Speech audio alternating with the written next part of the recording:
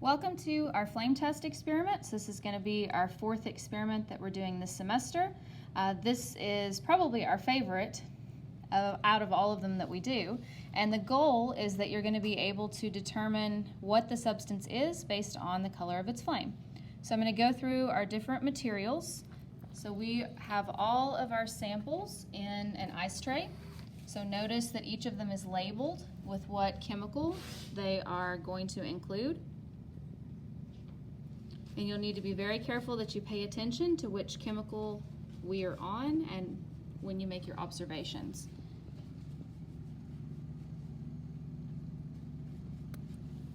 Part of them are also going to be unknowns. So at the end, there will be 4 unknowns that you will have to identify as part of your data. In just a second, you're going to see one that's already ready to go, and you're going to be using the small tongs to pick up cotton swabs. Some of the questions have you to use a filter. That's what this piece of cobalt blue is. So you'll hold this up, or one of us will hold it up as you watch the video of the flame, and that will filter out part of the colors and give you kind of a different view of what it looks like. So let's go ahead and look at our procedure to see what we're going to be doing. So reading along, you're going to be observing, again, each of the distinctive flame colors. All of that information is going to be recorded into a data table. So you have 14 total samples. And these are on slide number 2, guys. Yeah, we've moved on to slide number 2. So you've got your 14 samples. You're going to observe the flame color that it makes. So does it make a particular color, etc. You can be very descriptive. So maybe it's UT orange or it's red orange. And then you're going to find some sort of distinguishing feature to talk about. So maybe the cotton swab changes colors, or maybe it releases sparks, or you want to be even more specific about the color. Maybe it reminds you of a sunset, for example. Don't leave anything blank in this data table. And again, you should end up with 14 observations. The 4 unknowns will be at the bottom. So All right, so I'm going to come over here to Miss Judy, and we're going to see what the samples look like already with their cotton swabs. So you'll notice every one of these little wells with different chemicals have 4 cotton swabs in them ready to go to be burned. So we're going to start off with number 1, which is sodium, and then we're just going to go through each of them. So make sure as you watch the colors, we're going to turn the lights out here, but make sure you describe everything. Our Bunsen burner is already burning. All right, so we are starting with number 1 here, which is lithium, right? Sodium. Sodium. I am so sorry. It's sodium.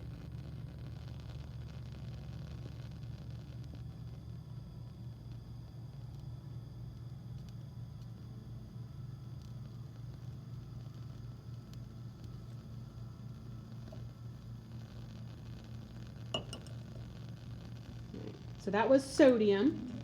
Now it's lithium. So make sure you describe what color you saw and any distinguishing features. You can pause the video if you need to. So now we're on number 2, which is Lithium. lithium.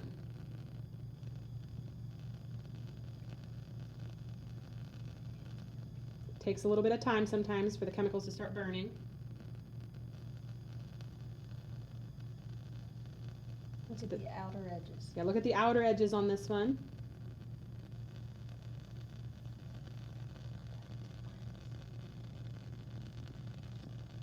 Strontium.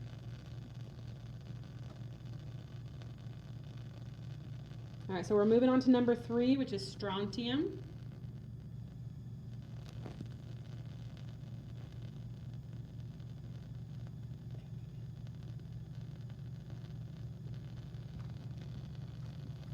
It's a little bit hard to see in the video, but you should be seeing more of a reddish color. So in the video, make sure you're paying attention to the outer edges of the flame, because that's where it's easiest to see the color. Calcium. All right, the next one is calcium.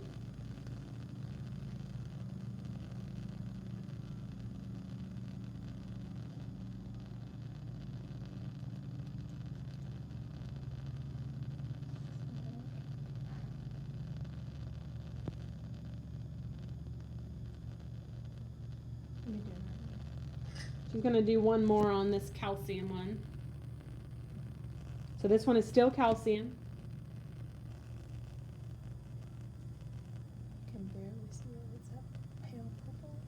So it's kind of like, it's hard to see on the video especially, it's kind of like a palish purple.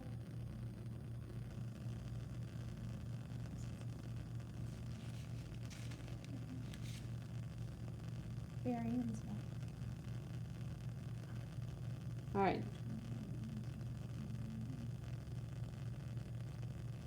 Hang on one second, guys.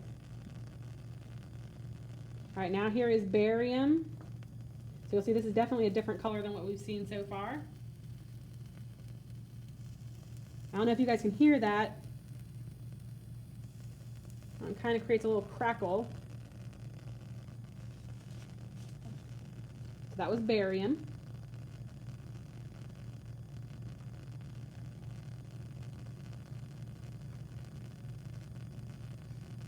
All right, so next we have potassium. Mm-hmm.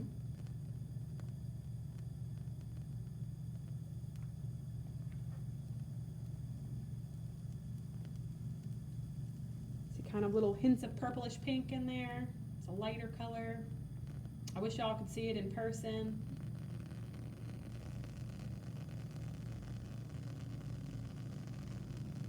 What are you supposed to do with the cobalt glass? I've got the glass. Okay. Yeah, potassium with the cobalt glass. Took the wrong one. And they're both potassium. All right, so this next one, we're gonna do potassium again, but this time we're gonna look through cobalt glass as a filter. Okay, so she's gonna start burning it.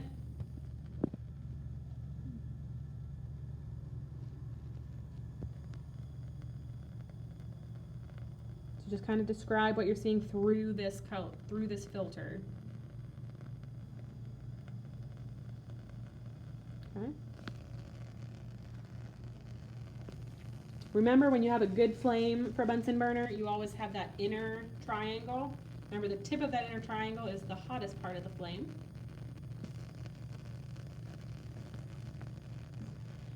All right, so now we are moving on to my favorite, which is copper. Now, one distinguishing feature about copper is the liquid is like a bluish color. So you can put that as at least one of your distinguishing features.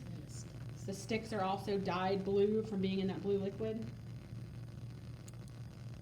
You guys should see a color kind of pop right away.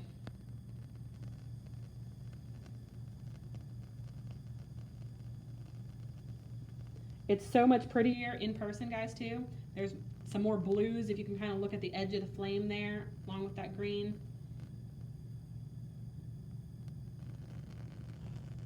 Definitely a lot cooler in person. But you get the general idea.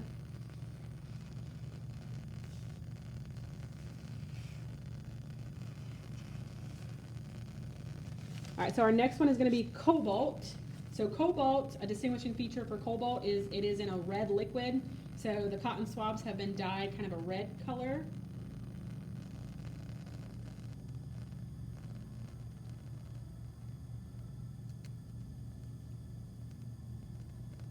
So this definitely has a distinguishing feature. This should look different than the other ones that we've seen so far on what it's doing.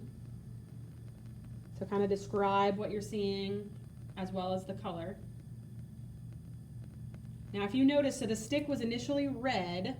When she pulls it out of the flame, it's kind of hard to see because it's dark as she drops it on the floor. And that's burnt. So it's very hard to see, but the stick does turn blue. So after you've burned it, it goes from a red color to a blue color. She's holding it up, but it's very dark. But it does kind of turn into a blue color after you burn that steak. All right, so this next one is going to be sodium. So we've already seen sodium, but this time we're going to look at sodium through the cobalt glass filter like we did before. And we'll let them look at it before and then with the filter. All right, so here's what sodium would look like before we put the filter on, and then we'll put the filter on so you can kind of see the difference. So there is it without the filter. All right, we're going to put the filter in front of it now. So there is the filter. So now what does it look like with the filter in front of it? Okay.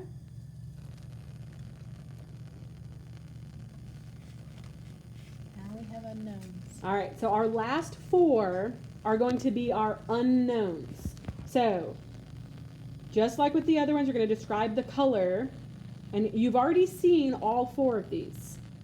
So you're gonna, at the end of this lab, try to figure out which one of the chemicals that we've already seen these are. So we are now on unknown number 1, which is number 11.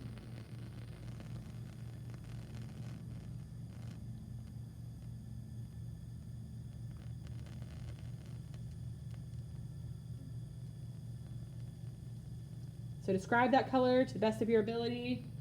It's very bright. Any distinguishing features? It was a clear liquid. Okay, so that was unknown number 1.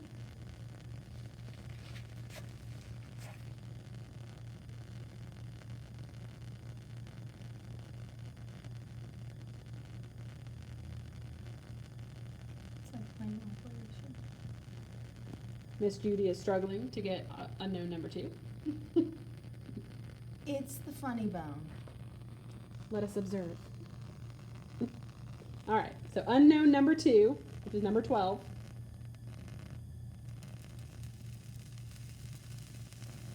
Yeah, I don't know if you can hear that little crackling sound. Kind of yellow around the edges there. We've seen one just like this before, so be thinking of which one we saw that kind of looked the same.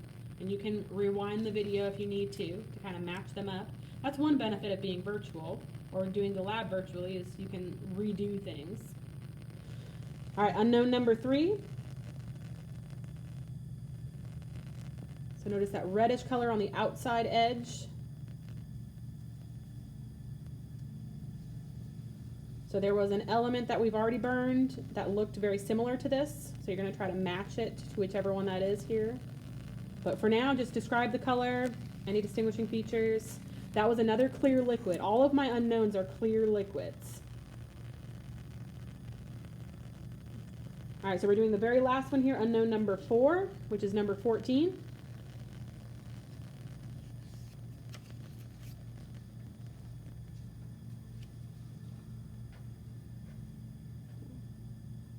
So describe the color that you're seeing, especially pay attention to the outermost edges.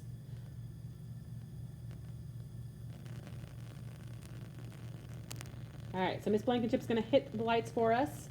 Miss Judy's gonna turn off the Bunsen burner, which we do that by turning the gas valve perpendicular. All right, so I want you guys, at this point, you should already have slide number 2 pretty much complete. If you haven't, make sure you rewind to get any parts of that. So Miss Blankenship is going to describe slide number 3 for us and what you're supposed to be doing. So on slide number 3, after you've looked at your data table and looked back on the samples that we know what they are, you're going to determine what the unknowns are here. So again, you'll look back at slide number 2 to look at samples 1 through 10, and then based on your observations of the unknowns, you're going to determine what the substance is. So it's going to match one of the ones from 1 through 10. Once you finish up with the unknowns, there are a series of post-lab questions, and those continue to the bottom of slide number 3, and they finish up on slide number 4. Make sure that you read the introductory information that's found on slide number 1, and then use the information that you learned from the experiment to answer all of these questions.